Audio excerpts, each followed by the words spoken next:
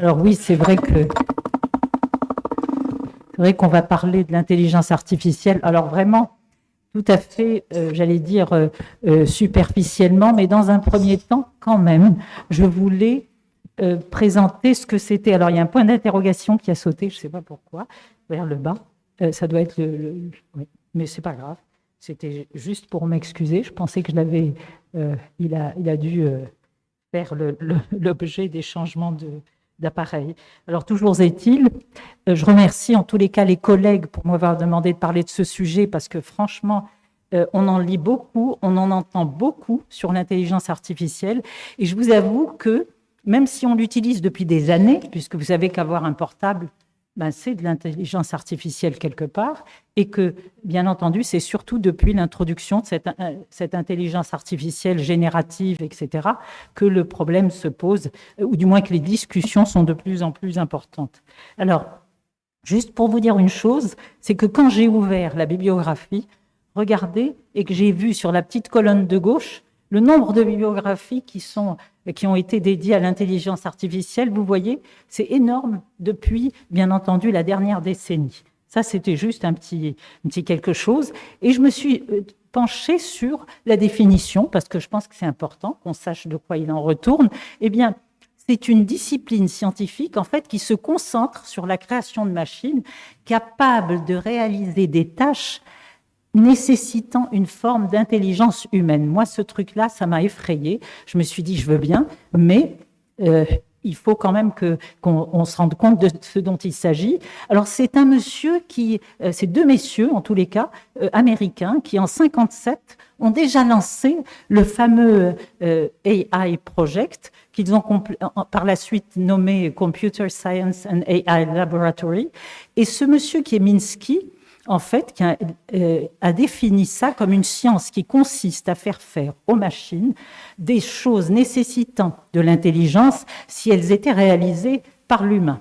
Alors, élément très important, ça fait appel à des algorithmes, des modèles, etc. C'est pas ça le plus important. Regardez ce qu'ils font faire.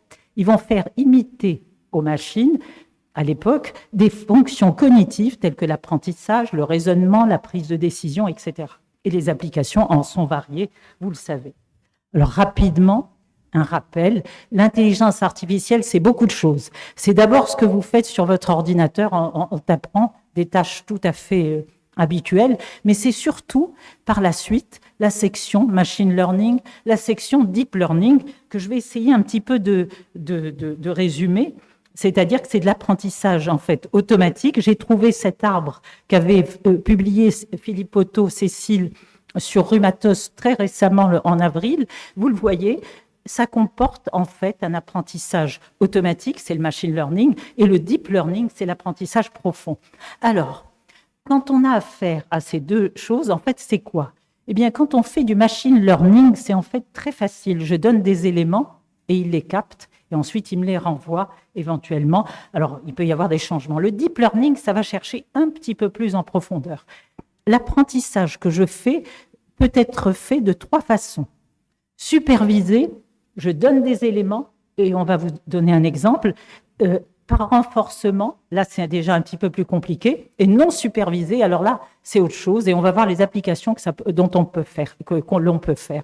Il y a dans l'intelligence artificielle aussi deux grands concepts importants.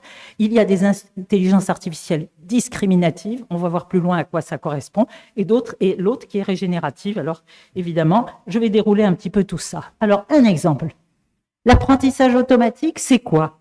Si je veux prédire, par exemple, je veux chercher un diagnostic, et j'ai l'âge, le sexe, la CRP, les anti-CCP, les douleurs, etc.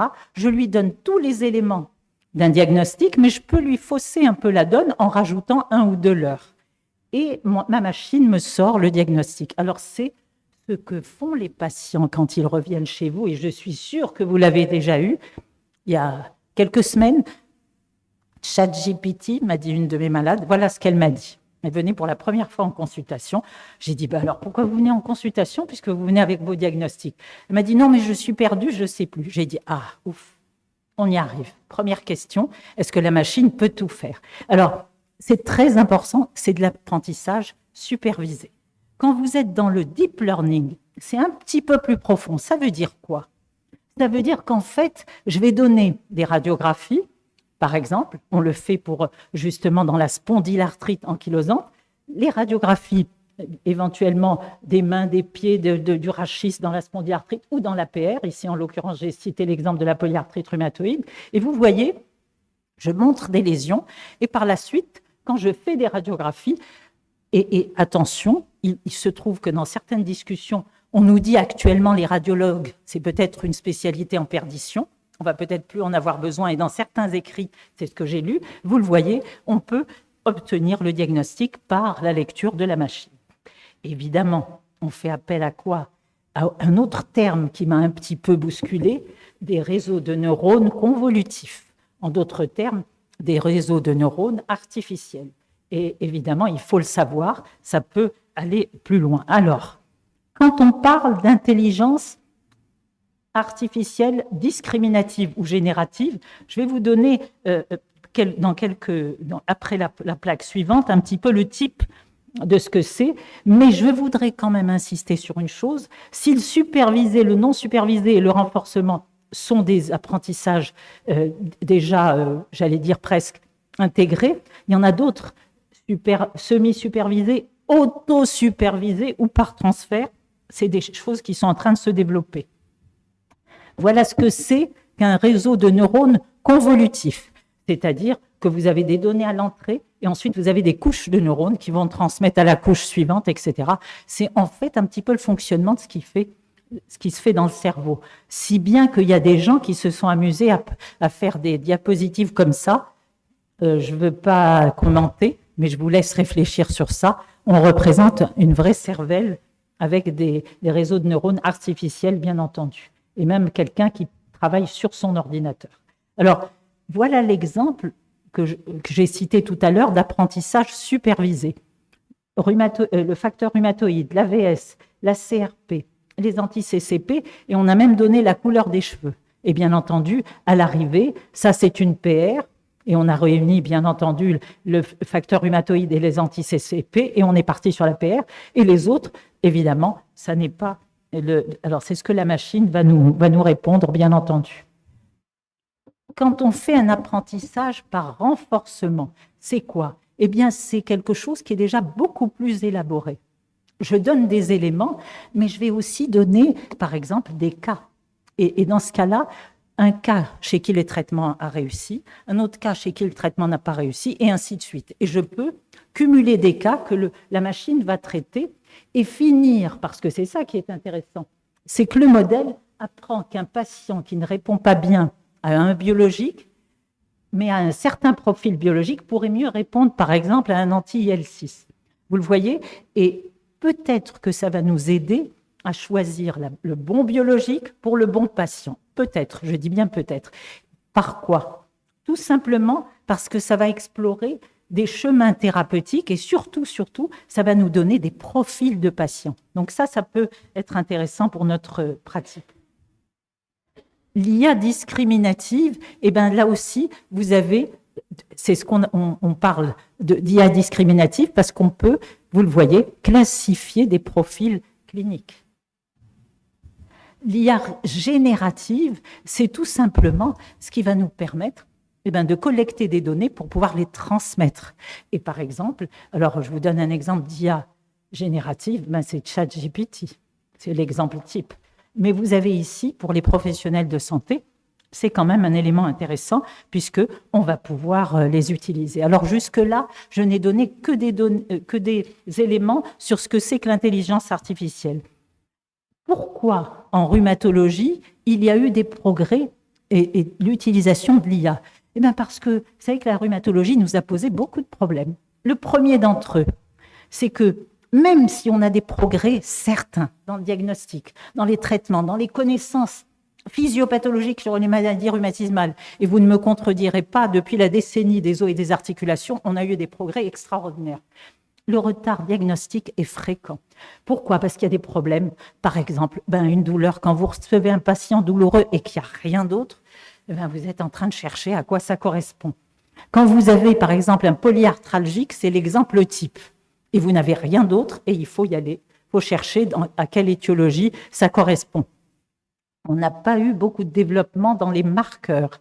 Même si on en a, c'est vrai, dans certains rhumatismes inflammatoires, on a encore beaucoup de maladies où il y a un travail à faire.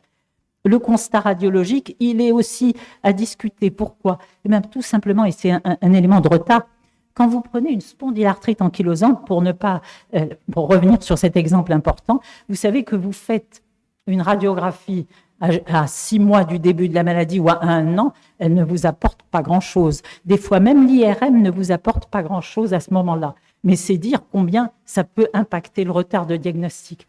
Une fois le bon diagnostic posé, on a souvent tendance à se dire, je vais suivre les recommandations internationales. Et le problème, c'est qu'il y a quand même, il faut donner un peu de place à la médecine personnalisée. C'est ce que nos malades nous reprochent. Et enfin, on peut utiliser l'IA, bien entendu, pour beaucoup de choses, comme les comorbidités, comme le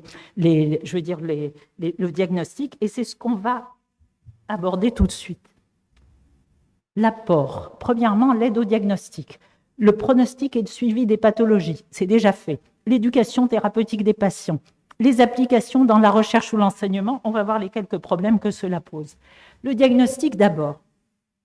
Quand on exploite les données cliniques qui sont insérées, vous savez, dans ces machines, et même les données, bien entendu, d'imagerie, eh bien, on obtient incontestablement un certain nombre de diagnostics, d'une part, et qui vont aider au diagnostic rapide, mais même, il y a des machines qui ont permis aussi le diagnostic différentiel. Alors, un exemple imagé, vous avez des machines où on intègre l'épaisseur de l'interligne, les données sur les ostéophytes, la condensation, etc., tout ce qui caractérise une arthrose, et je prends l'image du dessus à gauche, vous le voyez, secteur latéral, secteur médial, fémoral, tibial, et vous voyez, on peut classer, alors le Kellgren et Lawrence, bien que ça soit une ancienne classification, les machines vous le donnent.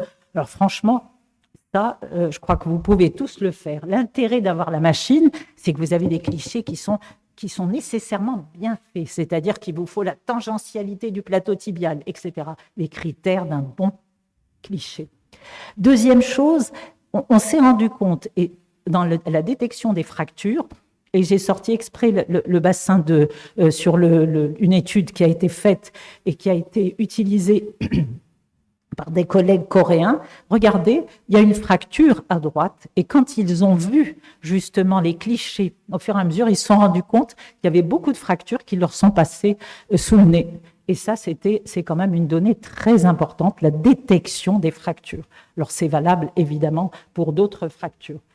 Quand on voit en bas à gauche des images comme ici, vous le voyez sur une IRM, eh bien, il y a aussi l'intérêt de pouvoir mettre en évidence certaines lésions qui, des fois, sont très discrètes et échappent aux radiologues, comme ici, l'hypersignal des coins, en particulier supérieur de la vertèbre. Vous le voyez, comme on peut le voir dans certaines spondyloarthropathies. Donc, voilà un petit peu les éléments où ça peut nous aider. Et ça peut nous aider dans le pronostic et le suivi des pathologies. Pourquoi ? Parce que, par exemple, quand vous voulez étudier la progression des maladies, il y a des gens qui ont intégré des paramètres cliniques, des biomarqueurs et des données d'imagerie, et ils arrivent très précocement à dire, il y a des équipes qui ont travaillé sur cela, ils arrivent très précocement à dire, on n'a pas besoin de continuer ce traitement, on change de chemin thérapeutique. C'est quand même une bonne chose.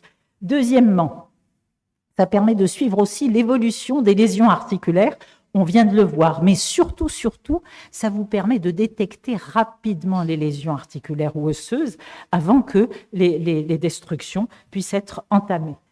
Enfin, dans l'ostéoporose, je pense qu'on n'y reviendra pas, c'est incontestable, on arrive à estimer le risque fracturaire, et cela depuis déjà pas mal de temps. Ça permet d'assurer aussi le suivi des patients. Alors lequel ? Eh bien, les fameuses montres que vous avez, vous savez, les trackers d'activité, vous avez, les cardiologues suivent le pouls, d'autres personnes, vous avez énormément de choses que vous pouvez faire. Et en rhumatologie, par exemple, j'ai trouvé ça dans des publications, vous pouvez suivre l'activité physique des patients. C'est-à-dire que votre patient vous dit j'ai fait ces exercices.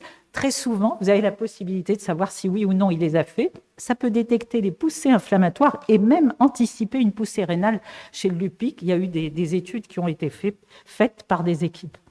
Maintenant, dans la recherche, Eh bien, dans les essais cliniques, là aussi, l'IA peut nous aider pour la réalisation d'essais cliniques parce qu'elle vous donne j'allais dire, des schémas bien structurés. Mais attention, il y a des recommandations spécifiques qui sont déjà sorties. Et d'ailleurs, il y a 2 groupes de gens qui ont travaillé là-dessus, sur les 2 concepts, consort et spirit. C'est tout simplement pour établir toutes les recommandations quand vous allez faire des essais cliniques. Il faut une description détaillée de l'intervention de l'intelligence artificielle, c'est ce qu'ils ont décrété, des compétences nécessaires à son utilisation, probablement, évidemment, la présence d'ingénieurs qui vont aider les médecins, la gestion des données d'entrée et de sortie et l'analyse des erreurs. Alors, on a trouvé que des fois, quand on posait une question, mettons, dans certains appareils, notamment, vous avez des fois des réponses erronées qui sont données parce que l'appareil ne peut pas rester sans vous répondre quand vous demandez quelque chose. Et des fois, il y a eu des erreurs. Donc, attention, c'est quelque chose qui est quand même essentiel et sur lequel on doit être très vigilant. Pourquoi ça? Pourquoi ces deux groupes ont fait ces recommandations? Tout simplement pour garantir la transparence, faciliter l'évaluation critique et limiter les risques de biais dans les essais.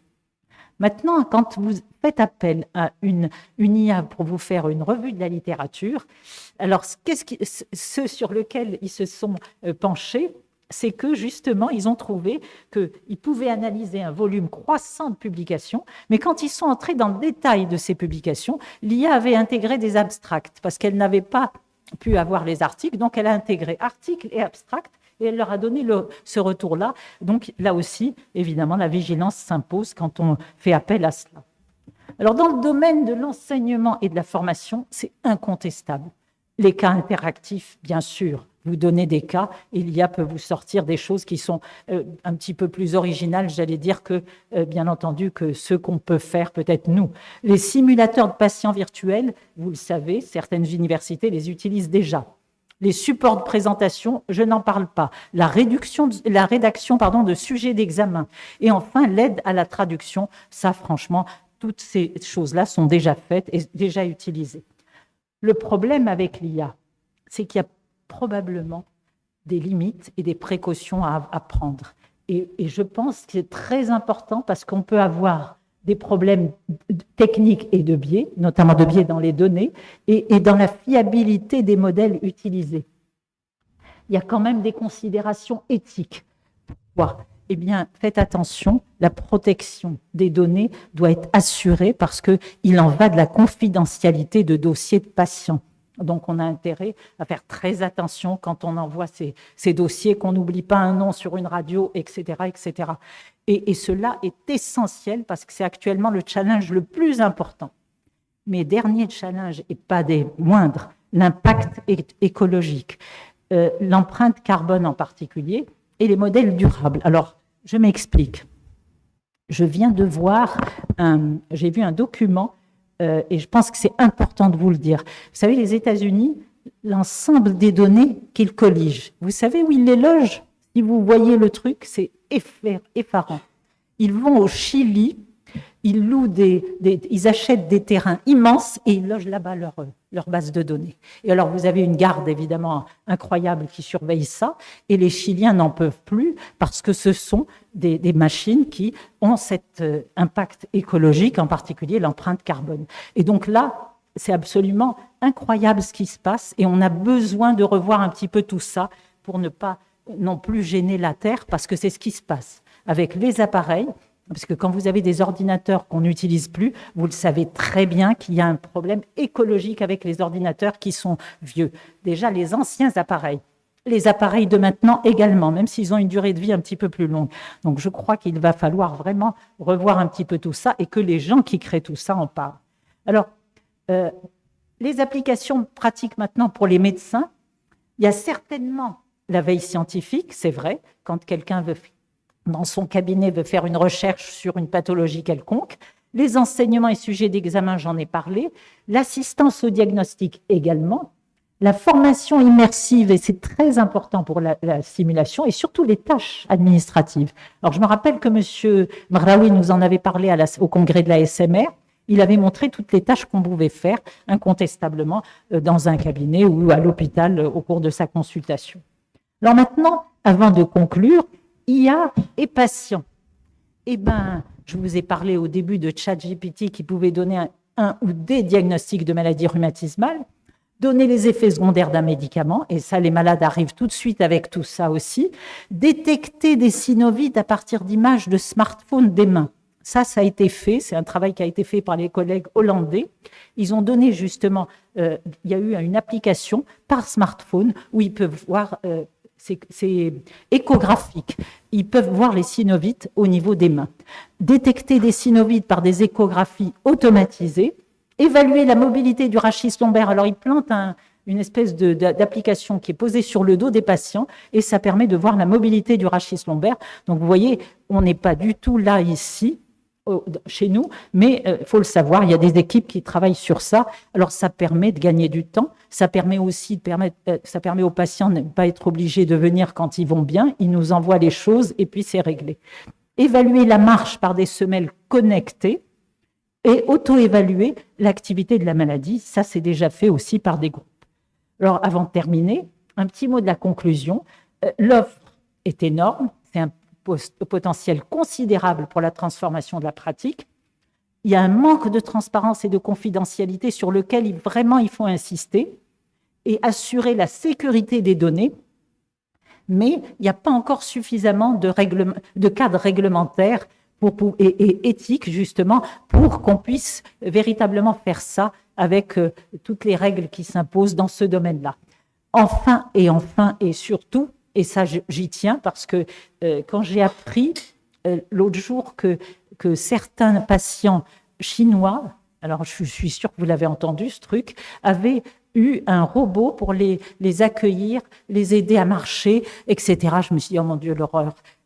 Si je vis encore dans 10 ans et qu'il m'arrive un truc et que je sois obligée d'être tenue par un robot, je crois que c'est moi qui ne serai pas à l'aise plutôt que, bon, lui, il sera à l'aise, évidemment, puisqu'il ne réfléchit pas, mais je trouve sincèrement que là, il y a une perte en empathie. Je pense, pour nous, la perte de fonction au niveau des connaissances et de la puissance du travail. Alors, pourquoi c'est important?